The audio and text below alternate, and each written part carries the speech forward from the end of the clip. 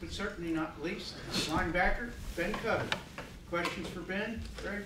So, Ben, I guess the obvious one is, you played a ton last year, but how are you different with that experience? How does that help you? How have you tried to change or improve this spring? Yeah. Going in raw as a freshman, playing that many snaps, you're going to find a lot about yourself and about your game. And I'm glad that it happened, though, because I got to step forward on what I need to fix. I made a lot of mistakes, but I also did a lot of good things. The mistakes are the things I've been trying to focus on, this spring, doing spring ball. And I think one of the best things that I've been improving on is pass game. Just knowing route combinations, knowing where I need to be to affect the quarterback, how you can, bait him up a little bit and things like that. Just playing fast, playing comfortable. Angles to the ball. I missed some tackles last year because I'd take an angle and my hips would be turned out and, the running back's hips are still square to me and he cuts back and it just don't look good on film. So just little things like that. And those are things that you don't really notice until you have a lot of game experience because you make the mistake. When you make a mistake more than once, you realize it and you need to fix it. So that definitely helped me having all those reps last year.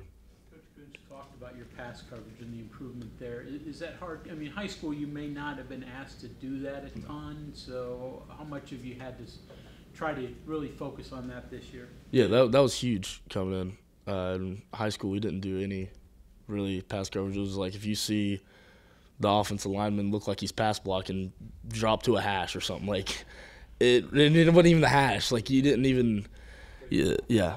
But I would say it was huge. And just understanding route concepts and what's happening. If you see two go out, expect the two from the other side of the field coming over and just, little stuff like that just helps you play fast and helps you not have to look around so much. So you see him go out, you don't even have to – you might take a little peek at him, but you don't have to. You can get back to the quarterback and play off and just know what routes are coming behind you. So you don't have to be scrambled as much looking around trying to figure out what's going on if you just know what's happening when you see one thing.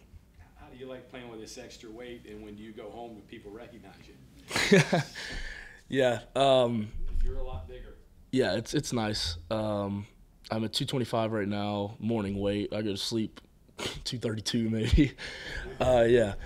But carry that? You comfortable carrying that? Yeah, absolutely. I lose a lot of lose a lot of weight in my sleep as well. So when I say I go to sleep at 2:30, I wake up 5 pounds lighter. It's crazy.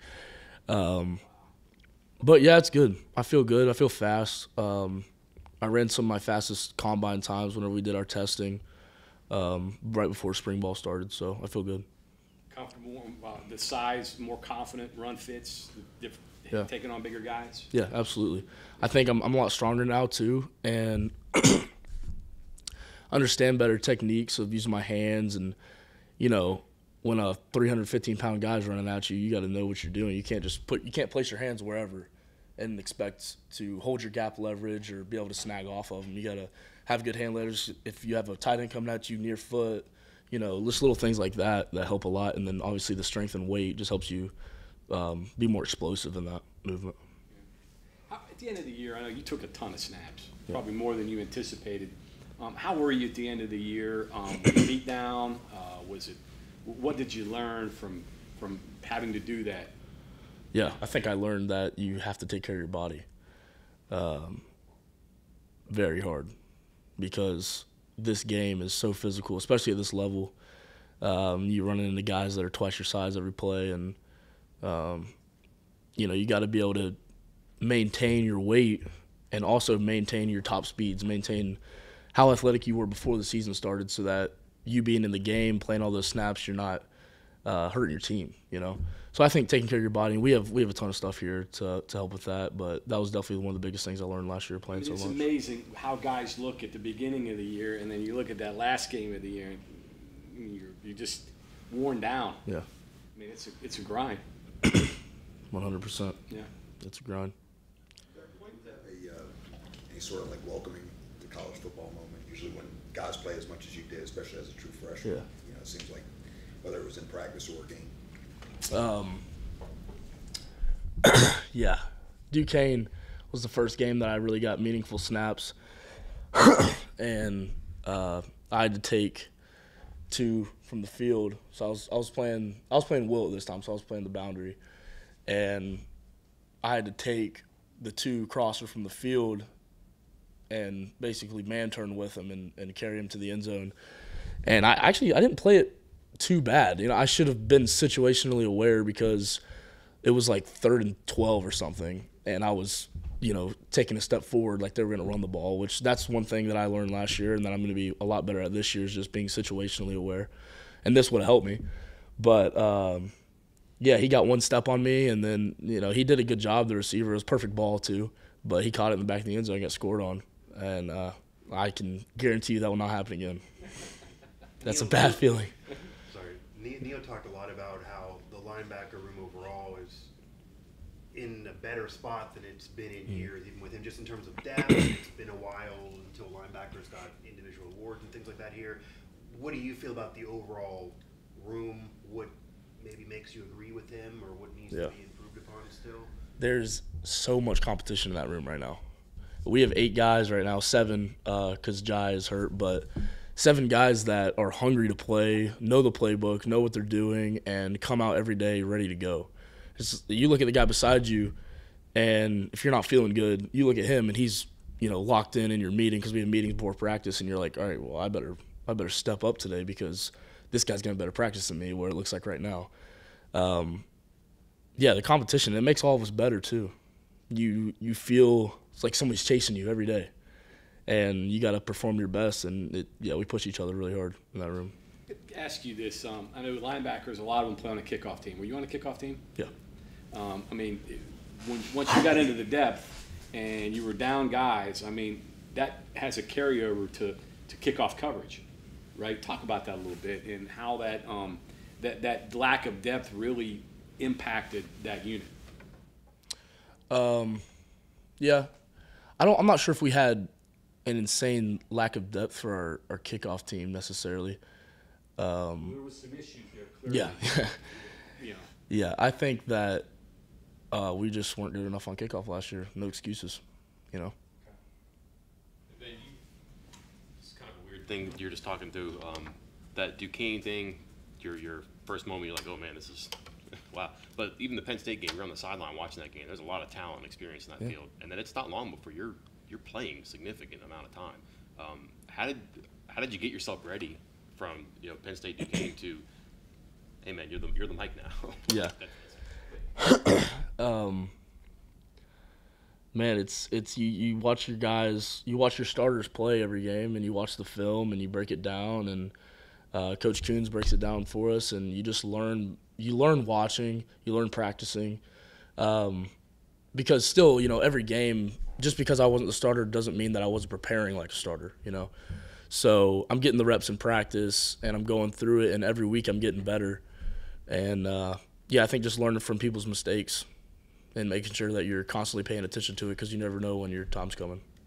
How important was it then when you got forced out there that Lee was out there and, the guy that had played the most football out of anybody? Yeah, Lee helped out a lot. I think the biggest thing that I took from Lee is just his competitive nature. That guy was always willing to go out there and, mess somebody up. He was always aggressive. Every single day he was ready to go. So I think that's one of the biggest things I got from him. Ben, Neil or Coach Brown said earlier in the week there was a reset at the end of the 2022 season. You've only been here since that reset. How has the program operated differently from what you saw when you were recruited?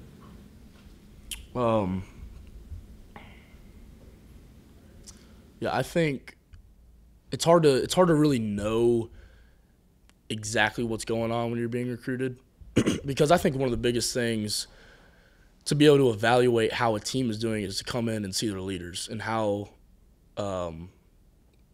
they're influencing everyone. Because if you have no leaders on a football team, you can have all the talent in the world, and you can have not a single leader, and you'll be the worst football team to be out there because no one's coming together. They're not working as a team. If you have a whole bunch of guys that are selfish on defense, jumping out of their gaps, not holding their leverage, not working stunts with other people trying to make plays, then your defense is going to fall apart.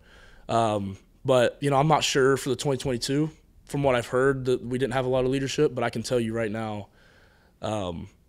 we have a lot of people stepping up, being vocal. The communication pre-snap is just amazing right now, to be honest with you.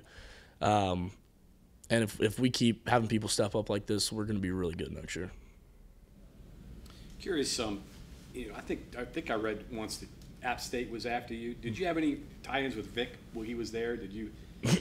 No. No. I didn't. It's funny though. We kind of joke about it sometimes, and He probably was aware of your name on the recruiting board. yeah. He said he was. He said the first year that he was there, I was on their board. But I don't remember seeing him over there or talking to him. I think it'd be funny if we did have a relationship over there and we both ended up here. But yeah.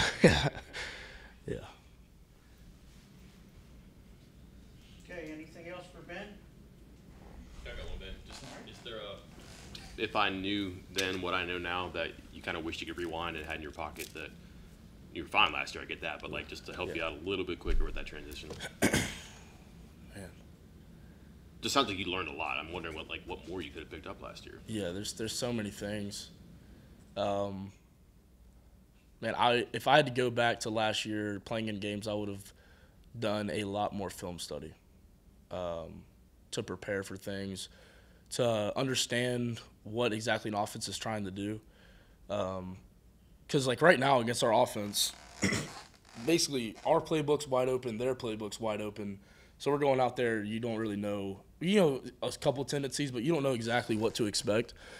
And I think that going into an actual game, knowing what they're going to do, knowing their game plan, watching film against defenses that run the same kind of schemes as you, and just knowing what to expect, and so you can go out there and just play fast. I think that's something that I would do if I could go back. What do you think it was about you that allowed you, so young, to step into such an important position and play and, not have those kind of moments every game? Yeah. Just preparation. Just coming in, knowing, I think being self-aware too, knowing that I wasn't coming in polished. I came in high school, I didn't have a ton of offers. I wasn't the highest recruit. I was a low 3-star. I was one of our lowest recruits in our class. And I had to chip on my shoulder because of that. And I can say that, I wasn't going to let anybody outwork me. I was going to let anybody, get an edge on me on the field. I was going to do all that I possibly could to be the best player I could be so that I could play early. So I think just having motivation every day, having intensity every day to come out and be the best version of myself because I was overlooked a little bit in high school.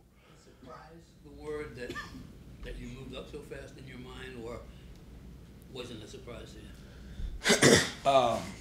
I wouldn't say it was an extremely fast move up. I had to grind it out. I was here last January is when I enrolled. So I went through spring ball, learned a lot of stuff during spring ball, and took that over to fall camp, kept learning, kept fixing things that I messed up before. And it all came together, and eventually I was ready to play. So I wouldn't say that it was just some fast, crazy process. It was a long time. Back to what you said before about learning, is it safe to say you went from just out there playing to now trying to be a player?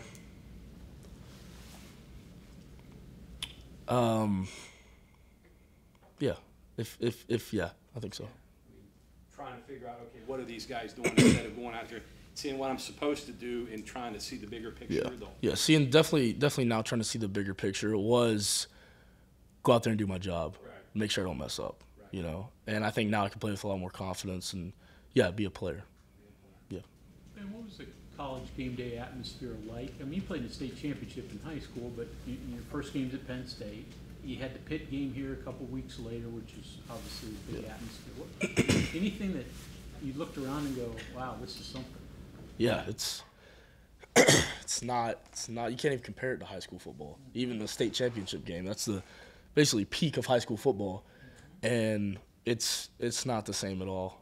But at the end of the day, football is football. You go out there and doing what you love. You're not going to be focused on everything around you. You got to go out and do your job. Did you ever look into the stands? I mean, pregame or Yeah, I think pregame it's kind of cool to just see who all's out there, how many people you got there, because you got to remind yourself why you do it too. Our fan base is amazing here, and half the reason we play is for them.